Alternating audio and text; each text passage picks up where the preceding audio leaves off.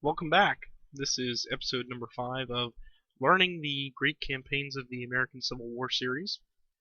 And in this episode, we're going to focus on, it's really just a follow-up to episode number 4, which was all about combat. So if you haven't watched that one yet, you really should go back and view it first, because the concepts here really just build on that.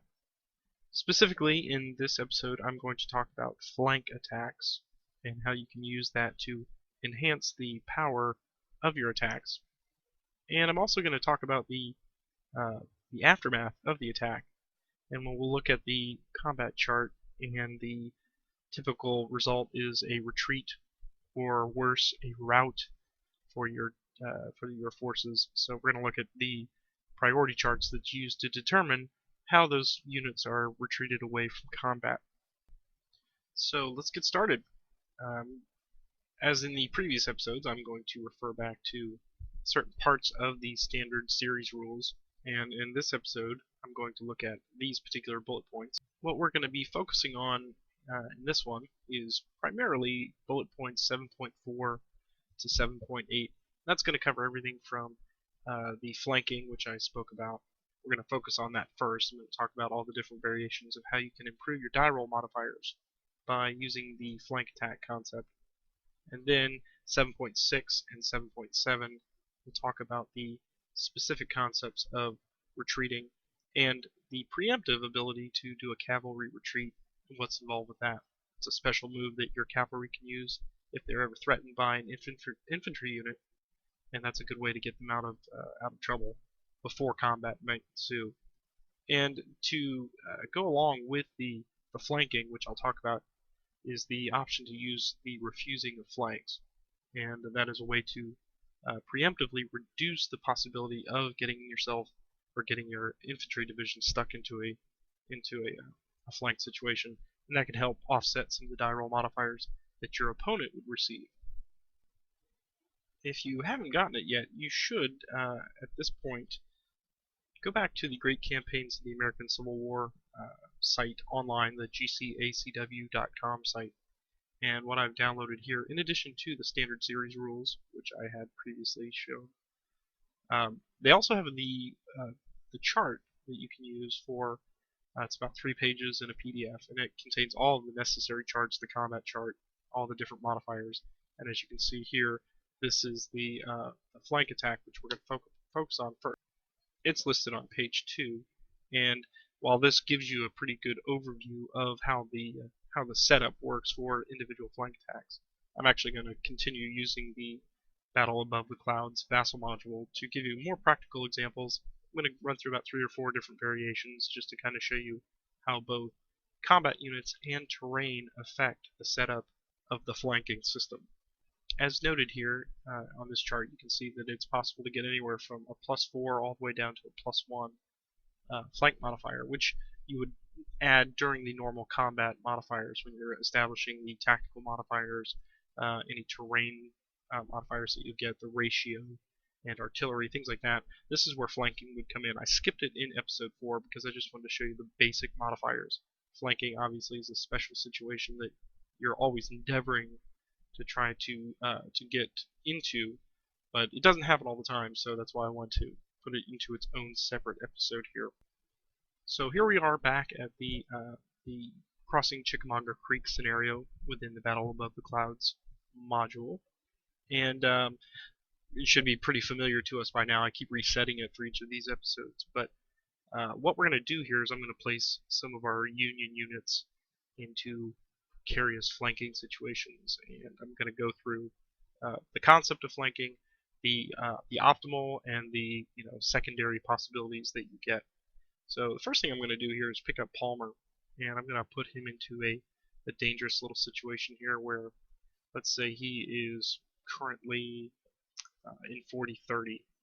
Put him there, and this is a good this is a perfect example of what would be the optimal flanking situation for the Confederate player if he was going to make an attack or an assault with Walker's corps here.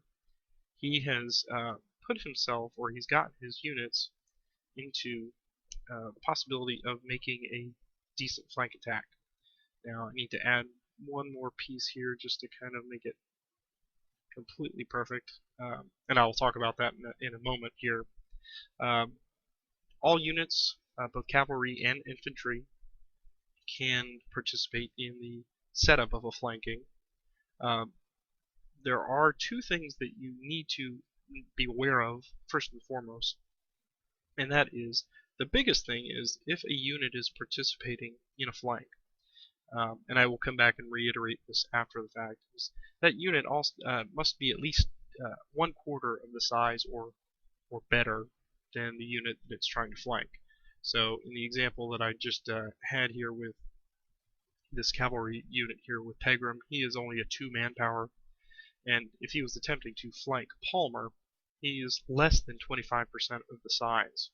He's only 2 to Palmer's 9, so he would not actually be an effective use of flanking. And like I said, I'll come back and reinforce that later on, but that probably makes no sense to you right now. But in this case here, what I'll do is I'll put Polk and Cheatham up here just to really drive the point home. So in section 7.4 of the series rules now, the way you set up a flank is you have to determine really 3 steps. The first thing you need to do is check for what's known as covered hexes, and I'm going to illustrate that by putting little red circles here on or shading of the individual hexes. This is accomplished by either actually having a unit here. In this case here, we've got Walker stacked to the south, and we've got Bragg, Polk, and Cheatham here to the north. They are on opposite sides of the hex that Palmer occupies. And again, this is the optimal situation. This is what I'm going to show you first. This is the most extreme flank that's possible. And the first thing we need to do is determine how many hexes around the defending unit are covered. So let's look at that now. In step 1 of this situation, we determine that Palmer is surrounded on all 6 hexes around him by both the units and the zones of control of Walker and Bragg's stack. I've highlighted the 4 surrounding hexes on each side of Palmer, just so you can see 41, 30, and 31, and 39, 30, and 31, and obviously the stacks that the opponents are in count. So the first thing you do is always determine how many hexes surrounding the defending unit are covered, either by the unit or by their zones of control. In this case, we've got 6, so this is a full flank. And so referring back to our flank chart here, we can see that where you have 2 enemy units completely on opposite sides and 6 covered flank, or 6 shaded hexes surrounding, as I showed you, that gives you a basic flank bonus, which is step 2, of +4 to your die roll. So if nothing else were to happen at this point, you would automatically get 4 extra pips on your die roll. And as we can see, Palmer, because he's surrounded in such a way, has got himself into a very, very sticky situation. If Walker were to make an assault right now, he gets that extra bonus of +4 to his die roll because he is completely and totally flanking Palmer. But the way you move into the 3rd step, after you've determined the basic flank, now you have to do what's known as the final flank for that 3rd step. This is where we start reducing that potential bonus by other mitigating factors. And those factors can be either the presence of units that are friendly to the defender, or they could be impassable terrain or hex sides that would prevent that zone of control from actually influencing the final flank. The most common one here, I'm going to bring Rosecrans over here, and let's say if he was here right now, next to Palmer. Now what that is still a full flank. It's a +4 to the die roll for the basic. And then, because there's a presence of 1 additional friendly unit here, we would then reduce that +4 by 1 down to a +3. And that's true of any other units that are surrounding. So this would reduce that by +2, or from +4 down to a +2. So you can see that just having that first initial flank bonus is what you want to achieve, but there are going to be other factors that may take away from that final flank bonus. Now remember how I said that one of the important factors is that any units that are participating in trying to cover for the flank bonus have to be at least 25% or greater the size of the unit that they're attempting to flank. But that's only one thing. The other big factor is none of the units, both either attacking or defending, may be demoralized to count as coverage for flanks. So if you have a unit, if I had Hinman here, and he was in this situation, and he was demoralized, then they would never participate, or they would never count as a flanking unit, because they are demoralized already, they've got their own problems, so they are not actually contributing anything to the flank. On the opposite side, the same is true. If I had a friendly unit to the defender, and they were demoralized there, they also do not count for reducing the final flank bonus. So units that are demoralized really neither help nor hurt the final flank bonus. Again, that was an example of the most extreme flank setup.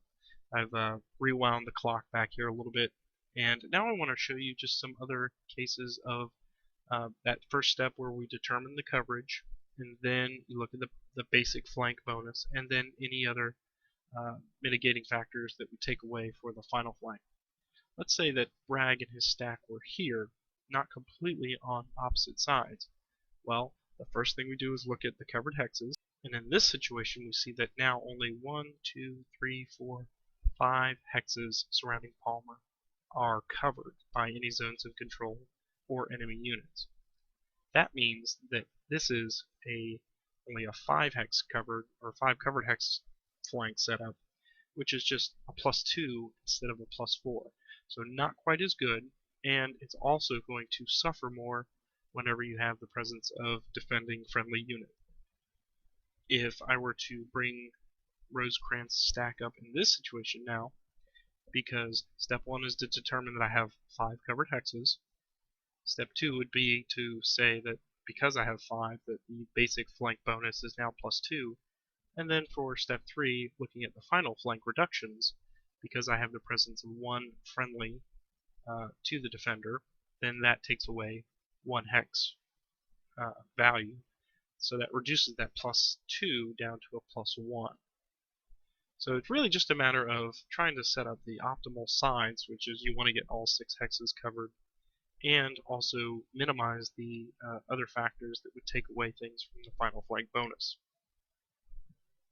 And just as a side strategic note, just keep in mind that because zones of control also contribute, it's not always absolutely necessary, and may even be safer for you as a player to just utilize the zone of control to help with that coverage. So in this situation here where I've got Polk and Cheatham and Bragg up here, they still exert that zone of control into 40-29 and 39-30, while Walker still has his 3 down here. So that is exactly the same as if that unit was in 39-30 as they were before. There's just no overlap. So part of the game of performing flanks is try to get units in that are surrounding, and sometimes in an indirect way by utilizing the terrain and the presence of the zone of control to help you get those covered hexes. Almost like in a chess game, and an even subtler way of setting up a full 6 hex flank might be something like this, where you don't have any units that could make the attack right now, but you can see that you've also surrounded them with 6 complete hexes of zone of control. So Palmer, if he tries to move anywhere, is going to stop immediately. But this would also allow a smaller unit to come in here, and they could do an attack from here, and now they've got 6 hexes with not too much difficulty or worry about a counterattack. Now all that looks pretty easy, right? Well, there are always other factors that you need to take into consideration. What I've shown you is obviously the best situation where you've got clear terrain, or no blocked hex sides all the way around. Let me show you another example here where now with the presence of woods that might influence that final flank bonus. In this situation, I will utilize that woods hex side here at 42-29. I'm going to quiz you a little bit. As you can see, I've got the same exact setup as before. I have Walker and Bragg stacks on opposite sides of Palmer. Poor hapless Palmer is just taking a beating today. But In this case, you would still do what we did before, which, if you're keeping notes at home, you know that this is a 6 hex coverage, so I will shade them again for us. And how many extra points does 6 hexes give us? Well, if you said 4, then you're right, that gives us a +4 modifier. However, in step 2, we've determined that we do have the 6 hexes covered around Palmer, but this is where we add the new wrinkle of the terrain influence for the final flank in number 3. The presence of these woods here at 4229, they both act as a coverage because they are an impassable terrain to the defender, but they will also come off on the back end when you're calculating the final flank. So it's both a blessing and a curse, really, and that's going to be true of all the terrain types that we're going to talk about. They help set up the coverage for the 5 or 6 hexes that you're attempting to cover, but then they are reduced just like if there were the presence of friendlies, because they are not helpful to the attacker either. So that being the case, we had a basic flank coverage of 6 hexes. That gives us a +4, but then for the final flank, we take away any friendlies and any impassable terrain that does not have a road connecting it between an attacking unit. Okay, so if there was a road into 4229 from 4230 here between Walker's Hex into the woods, then that would still act as a covered terrain because they are still exerting a zone of control into it. But in this situation, that is a completely restricted zone of control all the way around for those woods. So it comes off on the back end, making this final flank bonus just a +3 for either Walker or Bragg, whoever's doing the attack. I'm going to give you a couple more examples here utilizing terrain just so you can get a clearer understanding of how both mountains and major rivers without bridges will influence that same kind of flanking system. So I'm going to put Palmer here at Croxter's Gap. And we're going to set this up so that it looks like, in this situation here, just like we saw before, when you see this alignment here, you would normally think a basic flank coverage would only be 5 hexes. But this is where the value of terrain comes into play, especially mountains and rivers. In this situation, we have, because Palmer is in a gap, he is in a mountain hex side, and without roads, there is no zone of control that is exerted both between his hex and the other ones surrounding. So by the nature of that, all of these hexes are cut off to him for any potential retreat. So that means every single one of these hexes, I'll go ahead and shade them, all 6 of the hexes surrounding him either contain an enemy unit or are cut off because they are impassable by nature of Palmer being in a mountain hex, and that there is no connection to any of these other hexes surrounding him by way of a road. In this situation, even though these 2 attacking units are only aligned to a basic flank of 5 covered hexes normally, as we would see, because of all the terrain, all 6 hexes are covered. Okay, so that means that the attacker would get a +4 bonus right off the top because it is a full, complete flank. But now let's go ahead and calculate the final flank bonus by taking some of these things away. One of the standing rules of the final flank modifier is that you can never take away more than -3.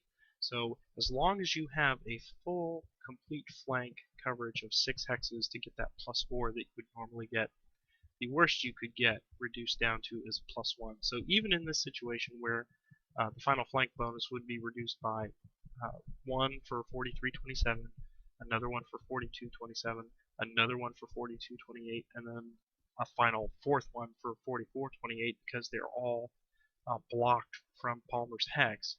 Since they were all taken away, that would normally be a -4, but that's not possible. So even though 4 of them would be taken away, the attacker would still get a +1 on that. So a final flank bonus of +1 just by nature or the terrain being an influence on the attacking forces versus the defender. This is also a dangerous situation, as we're going to talk about, should Palmer be forced to retreat, especially from a mountain hex like this where he's blocked on either side. This is going to cause some significant losses to manpower through the retreat process. So just a little heads up for my new players out there. You want to try to avoid having your avenues of retreat cut off through flanking, which that is one of the tactics that people try to use in order, as you can see from the Mark Booth article that I referred to back on Jay Meyer's site. That is one of the key victory points that you can accumulate is just by causing manpower losses. So setting up a flank and getting them into a situation where they're going to suffer even more losses through the retreat process, that is one of the fundamental skills of this game, is to learn how to set up your attacks so that you maximize the benefit of your modifiers and also put them in a situation where it's very precarious when they have to retreat. I want to give you just one last example of this just to kind of drive the point home of the effects of terrain on this. I'm going to put Palmer over here in probably the worst possible situation he could be in, and I'm going to bring my 2 units over here, and I want to discuss the effects of rivers, major rivers especially, on the flanking system here.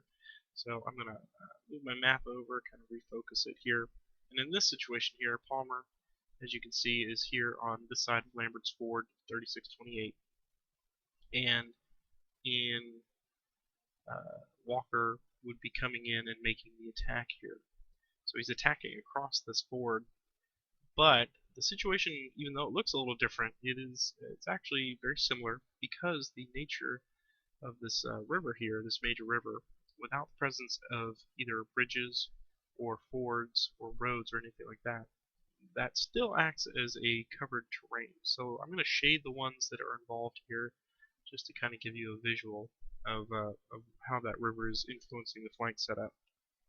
I have a situation here where now all 6 hexes surrounding Palmer are covered. And these 3 to the north are covered because there are no roads or bridges connecting Palmer's hex to either 3528, 3627, or 3728. So the river is actually causing them to be covered. And in this situation, Bragg exerts a zone of control across the bridge here into Wilder's hex. And because there's a river crossing between Bragg and Palmer here, that's another covered hex that's separating them. But this is where the final flank bonus is going to be so important. Even though these 3 counted up toward it for the coverage, they are going to be reduced off of the final flank coverage in the back. And Wilder is a presence of a friendly to the defender. So I see that I'm going to lose 4, but like we saw in the other situation in the mountains, all 6 hexes were covered. That gives a basic flank bonus of 4 plus 4, and even though it would reduce it down to 0 by taking away 4 possible hexes, we're actually only going to reduce it down to 3. So even Walker, just by attacking across this ford, would get a +1 just for the final flank bonus. I imagine your head is probably spinning at this point. Flanks are something that you have to kind of ease into, and it really just, even though it is a complex kind of subject, if you just go through the steps one at a time, try to set up just with the, how many hexes you're going to cover, you know that if you don't have at least 5 or 6, then there's no flank bonus at all. So you can kind of calculate that just by setting it up yourself. And if you're planning ahead tactically, then you can kind of figure, well, I need to bring certain units in or take advantage of the presence of certain terrain types that will help that. So obviously you want to get that +4 every time for the 6 covered hexes, but that's not always going to be the case. But effective use of flanking attacks as just another tool in your toolbox as a player is always going to improve your initial odds. So that's flanking. Now let's move on into the concept of retreating and routing. This is going to be a natural outcome of the combat system here. Typically, if you get at least a +2 differential in your combat or in your attack, if it's quote successful, then you're going to effectively cause the defending unit to retreat. And what we're going to focus on for this is the programmed nature of the retreat system. Again, like flanking, this takes a little getting used to, so I'm going to try to walk you through it slowly. But once you've seen it a couple of times, as long as you just follow the charts, it's based off priority. So really, if you just kind of look at what's going on with the setup, you can usually work your way through it without too much difficulty. Referring back to our chart here, we can see that on page 3 of the PDF with the standard series charts, they have got this. It's a pre-programmed set of rules. It's split into two halves, as you can see. We've got retreat chart 1, say that's 5 times fast, chart 1 and chart 2. And in every situation, depending on how extreme the result is, either from a little r on the combat chart, meaning just a retreat, a basic retreat, up to a capital R, which means a rout. The unit has suffered extreme enough or significant enough chaos that they have to flee off the battlefield. And that's what you're going to use this chart for. As you can see, just walking through this right here, basically what you're attempting to do when you are executing these is you always want to take the highest priority that is possible from one hex to the next. All things being equal, a unit is always trying to get farther and farther away from the attacking unit, whatever that one is. It's also described as the active unit, but essentially they're one and the same. The active unit is the one that has performed the attack, and the defender is just trying to get as expediently as possible away from that unit. And we can see that we're going to use retreat chart 1 to calculate our movement for either the first hex of a basic retreat, a simple retreat, or each of the first 4 hexes for a full-on rout or a cavalry retreat, which I'm going to talk about here in a minute. Well, not a minute. It's going to be a few minutes, but we're gonna see examples of both of these. And the last category there is if in a retreat rout or a cavalry retreat, if you are going out of an enemy zone of control. So even if you hit an enemy zone of control farther on down during the retreat process, you have to refer back to chart 1. And as you can see, the priorities are very stringent. They are programmed specifically that you're essentially always trying to move further and further away from the enemy, and you want to try to utilize roads or a road network as the highest possible priority. You can see that each one of the steps has a slight variation. So the first one says I'm following a road away, more distant from the active enemy unit. The second priority is if that's not possible, then they'll go off-road and they will go to a hex that's further away, but may not have a road crossing or a road available to them. You can see in both of those situations, you won't lose any manpower. However, if you get to a more extreme situation where there are enemy units still in the area and you're moving in or through their zones of control, then we can see that priority 3 and 4, while less favorable, they are still possible here. But what's going to happen is you are going to start losing manpower because of the presence of units. So where at all possible, you want to try to follow a retreat path or a route path that is going to stay on roads. Because if you don't, or if your opponent has cleverly set up such a way that your unit is forced to go through his zones of control through flanking or whatever, and he's not got the benefit of road networks, then you're going to face additional manpower losses. And it cannot be stressed highly enough that these are not simply just, in this case here, one manpower loss. That is one manpower loss for every division that is moving through there. So if you have a stack of 3 divisions and they have all been forced to retreat, then each one of those divisions would suffer a manpower loss. And that is one of the more extreme ways of garnering victory points through manpower losses for your opponent. So you want to be very cognizant of what's going on here. In the priority 4 here, you can see that it's I'm going into an enemy zone of control, but there's no enemy there. However, I cannot move farther away from the attacking unit, so it's almost like all my avenues of retreat have been cut off, so that all I can do is kind of move, in the same distance from 2 hexes away to also 2 hexes away. And then the worst possible situation, which I just actually suffered today in one of my current online games, is if you have to retreat through an enemy hex. This is common if you're in mountain passes, or in that situation where I showed you before, where Palmer would have to follow a road that is already occupied by an enemy unit. Then you're going to suffer 3 manpower losses, and that is just that is devastating to a division. And I do not recommend that to anybody, but sometimes that is the only case. But you do note that down here in the bottom, there is a special situation, the overriding retreat priorities. Here it is. That if any one of these retreat priorities would cause you to completely eliminate a unit, well, there is kind of a safety check here that says if that were the case, then you're allowed to override a priority one time and one time only to prevent that from happening. So that would probably be a situation here like priority 5, where you just have no other possibility but moving through an enemy hex, and that would eliminate the unit. Well, in this situation here, you could override that one time. So they have kind of programmed in a failsafe for that. So let's see this in action here. I'm going to just do a few of these, few variations. I'm going to try not to beat it to death, but I just want to give you an idea of what's going to happen.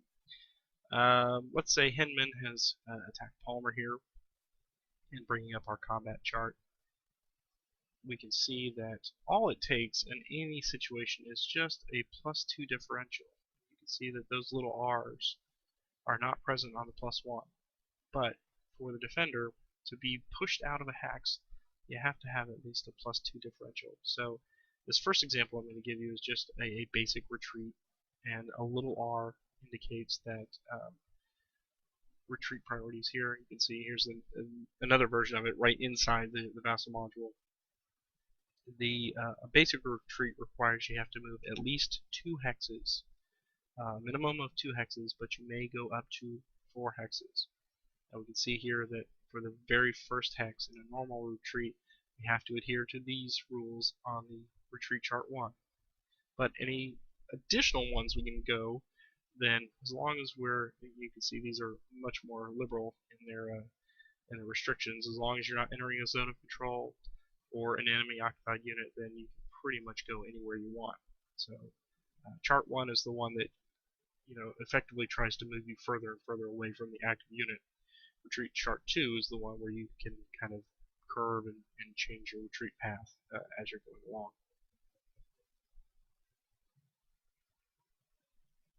So in this case, Hinman has attacked, and let's say he scored that retreat.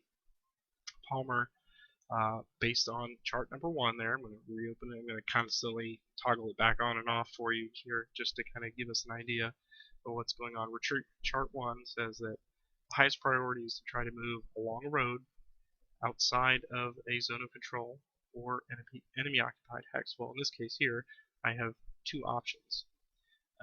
One of them is a higher priority. You can hide Rosecrans. You can see that there is no road connecting 3733 with 3632. So that would not be the highest priority. Palmer could slide down the road here. First step would move him to 3633. And because he met the criteria of the first chart, now he actually can move either 1 more or up to 3 more hexes of his choice and just follow these priorities. Basically, this one just says you can go anywhere you want. You could even go off-road if you choose, as long as it's not to an enemy zone of control or an enemy occupied hex. So if he wanted to go strategically, he could go here for a second step, third step, and even 4th step. Okay, so you do have some choices that you can make with the retreat chart. The only rule of thumb is you can never kind of backtrack, and you can never end up in the same or adjacent hex to the one you just vacated previously. So in this case, you could not loop back on yourself here. So I couldn't do there to there. That's because I've already been through 36, 33. I could not be adjacent to one that I've already got to. But moving away like that is satisfactory. So in that case, I went 1, 2, 3, 4 hexes on a basic retreat. So you can go up to 4. You're only required to go 2 for a basic retreat, but sometimes it is necessary or advantageous for you to get further and further away. Alright, let's complicate things a little bit here. I'm going to put, let's say that Bragg has gotten in here for whatever reason, and he's back in this situation here. If Hinman scored that same retreat, then we'd go back to our chart, and step 1 says that retreat follows a road into a hex more distant from the active enemy unit. Well, he could go into 36, 33 if that were the case, but he also wants to avoid zones of control or enemy occupied. So in that case, we've actually kicked down to the second priority. The second one says that it does not follow a road, and this is the opportunity that Palmer would have to go into Rosecrans, because priority 2 better suits that retreat path than priority 1, because even though he'd follow a road, he'd actually go into Bragg's zone of control. So he goes off-road there. He is getting further away from Hinman as the attacker. He just took the secondary priority. And then priority 3, or the third step, goes back to priority number 1. He's following a road if possible, and he's getting further and further away. Okay? So that's really, only that first step is what matters here on this one for a basic retreat. That would be priority 2. Now he'd come over to retreat chart number 2, and he has a little more flexibility. As long as he doesn't enter, he could even go into here because there is no zone of control between Bragg's hex and that one. So he could go into the woods hex if he chose to, but oftentimes that's not any more pleasant. So you have more flexibility on chart 2, as we saw. But what happens if poor whipping boy Palmer here suffers a rout? Well, things get very, very dicey at that point, because you can see, according to the chart 1 here, that you're using it for 4 hexes. Now, a rout means that that unit has to move 4 hexes away as a minimum, and every single one of them is going to be programmed by chart number 1. They may go up to a maximum of 6 hexes away, so it's a very extreme situation. The unit has completely, gone into disarray and chaos. They're running for their lives off of the field. And in this situation here, now the presence of other units can significantly degrade the priority list very quickly. Let's use Hinman again, as he inflicted a capital R. You can see that here. Back on our charts here, combat chart. Any of these capital R's will rout them off the field and give them a demoralized level 1. And the R with the asterisk is a 2 level or second level demoralized, which takes even longer for them to recover from. But all routing is the same. In this situation here, we are going to use chart 1 for all 4 of the first hexes. In this case here, let's say we've got Walker right here. Things have gotten really bad for Palmer. He's going to go step 1. He's trying to get away, and he has to use priority number 2. So you can see that here. Now he's faced with a dilemma.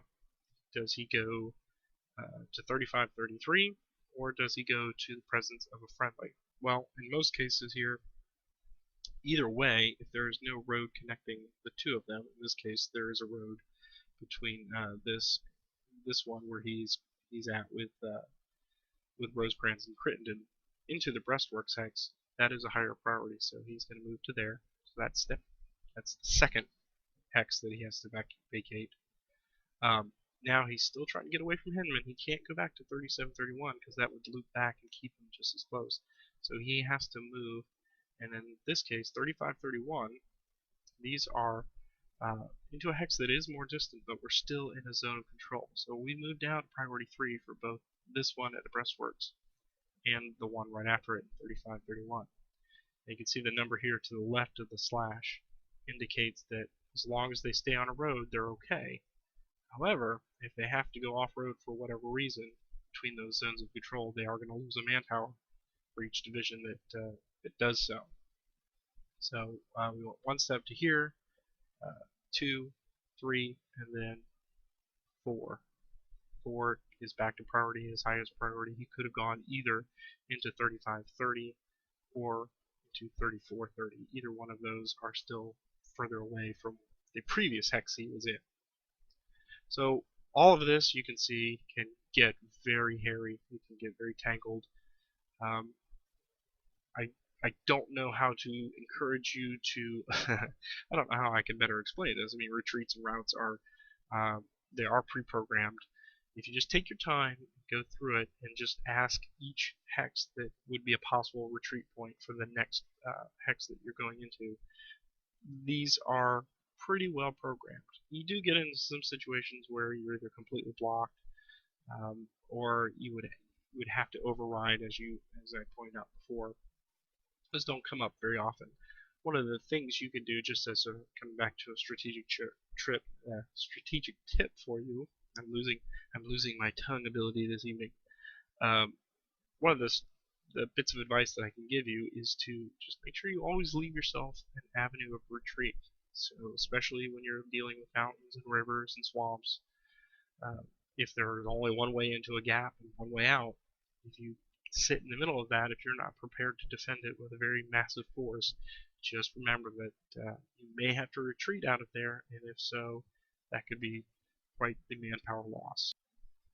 A modification or a variation on a route is a cavalry retreat. This is actually a proactive tool that a player can use to prevent his cavalry unit from being attacked. In this situation here, we're gonna turn the tables a little bit here. I'm gonna have Palmer approach Pegram here, who is a Confederate cavalry unit, and you'll use this anytime an enemy unit either enters a zone of control of a cavalry unit, or if they're already there and they either start a march action adjacent to them, or if they initiate an assault. In any of those three situations, the cavalry player, or the opponent, immediately has the opportunity to declare a cavalry retreat. And it works out like so. Essentially, if you want to think about it, it really is just it's a less severe form of a rout. The cavalry unit does have to move between 4 and 6 hexes away, so Pegram here is going to have to move quite a bit away from that. The other factor is he's going to immediately flip to disorganized, and he's going to take a retreat. Or excuse me, he's going to take 1 fatigue marker during that retreat. So those are the initial ramifications. But there's one other little random factor that it causes some people fits. And what this simulates is the screening ability, or sort of the fighting withdrawal ability of these men on horseback. And let's say Palmer has approached, and he's got 4 movement points left over, and the opponent is pretty sure that if he does not make a cavalry retreat, that those remaining 4 movement points could easily be used as a prepared attack on the march. And we want to avoid that, putting ourselves in that situation. So Pegram says, he's given the option to declare. He says, I will declare a cavalry retreat. He goes to fatigue level 1.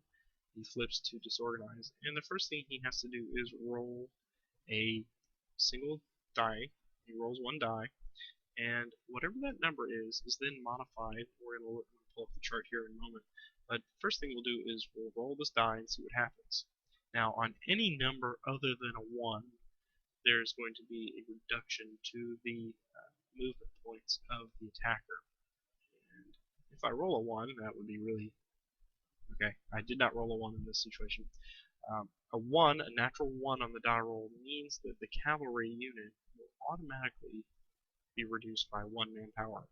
And since most cavalry units in this game are only 1 or 2 manpower, that's a significant loss, and that can easily, especially for a Union cavalry force, that could easily completely eliminate them. And you're essentially giving one free victory point in most situations to your opponent, one or two depending on what the scenario is.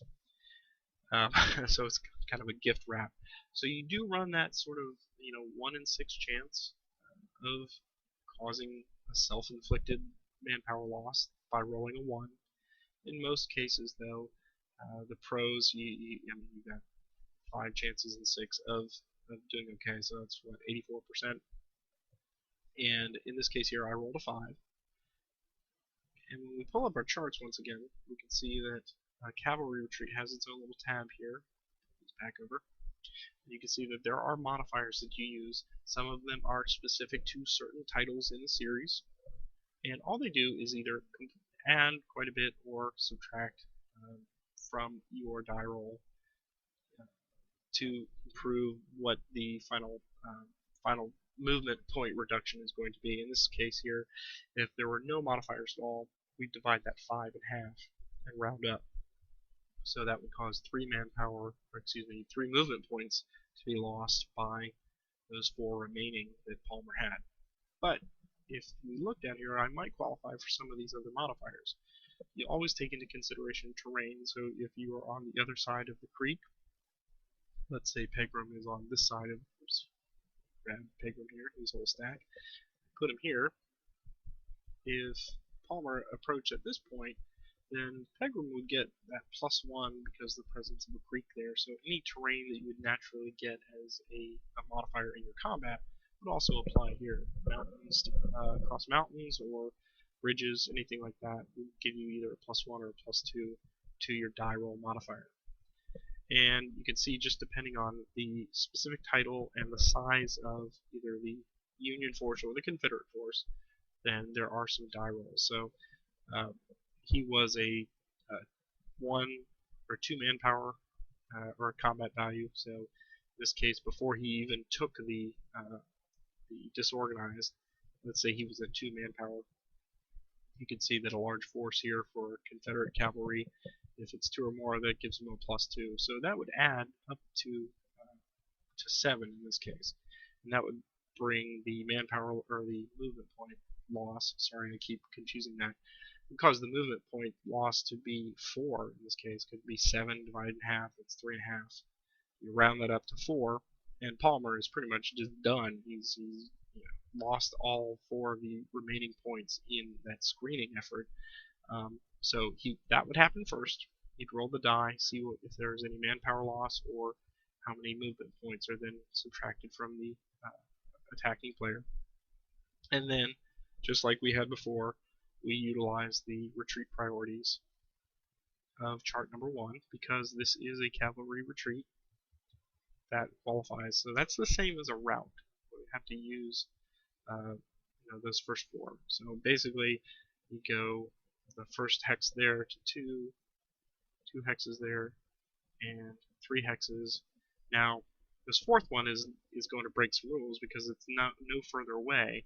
However, that just means that we'd be moving down the priority chart here. So it's not into a hex more distant than the active unit, but it's not into an enemy zone of control. And I am staying on a road, so I don't lose any manpower. So he's gotten up to this point. He did go to fatigue level 1, and every time you do subsequent cavalry retreats, you are going to accumulate fatigue. And he would become disorganized, but any subsequent ones would not have any effect, unless of course you rolled a 1. So that's how cavalry retreats work. In most of the titles, it is just a natural occurrence because the cavalry units themselves, the divisions, are so small, and they're going to suffer from a very small ratio.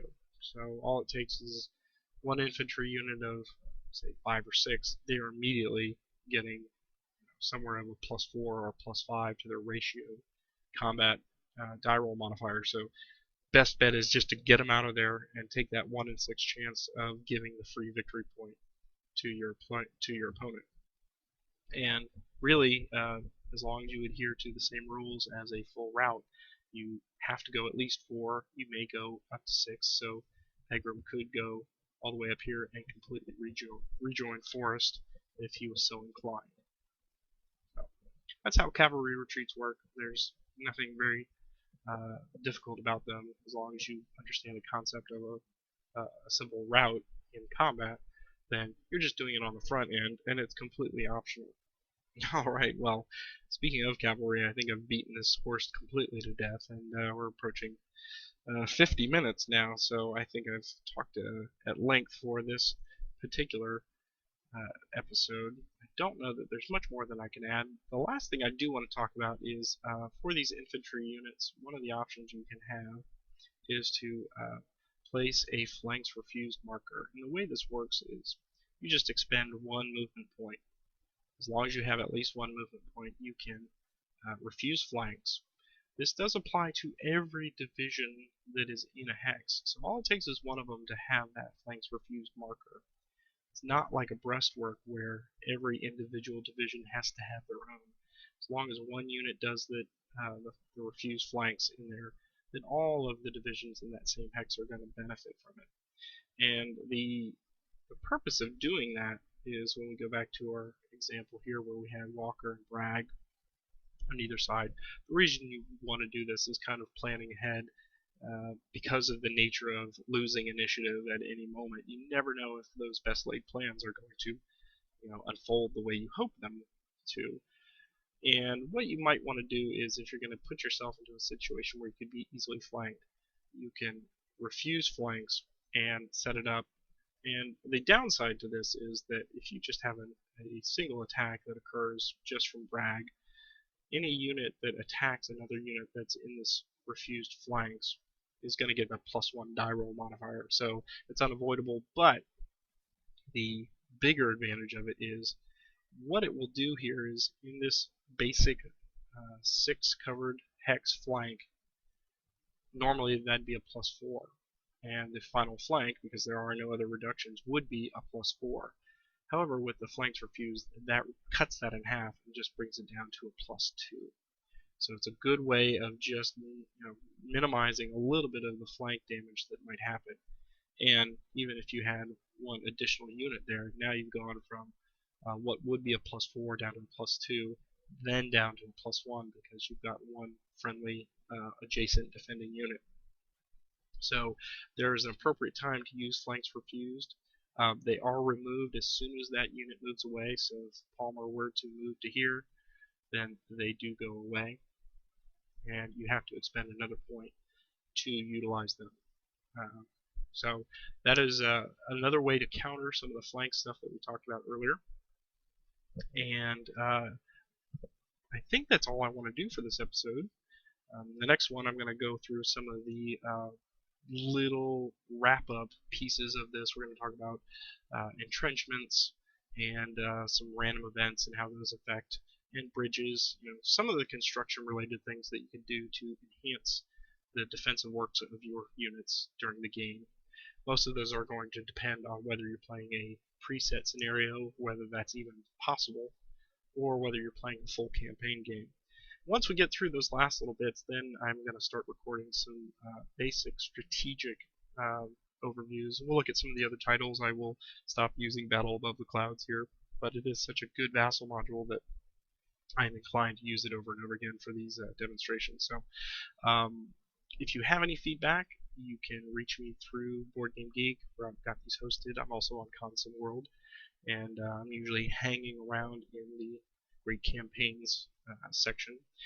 I really appreciate your attention this evening, and hopefully these are giving you a little bit of clarity in the basic rules for the Great Campaign series. As you could probably tell, this is a labor of love for me, so if you have any feedback or any constructive criticism, I'd love to hear it. And until next time, I will wish you a good week, or longer, depending on when I get the next one out. But thanks a lot. Take care.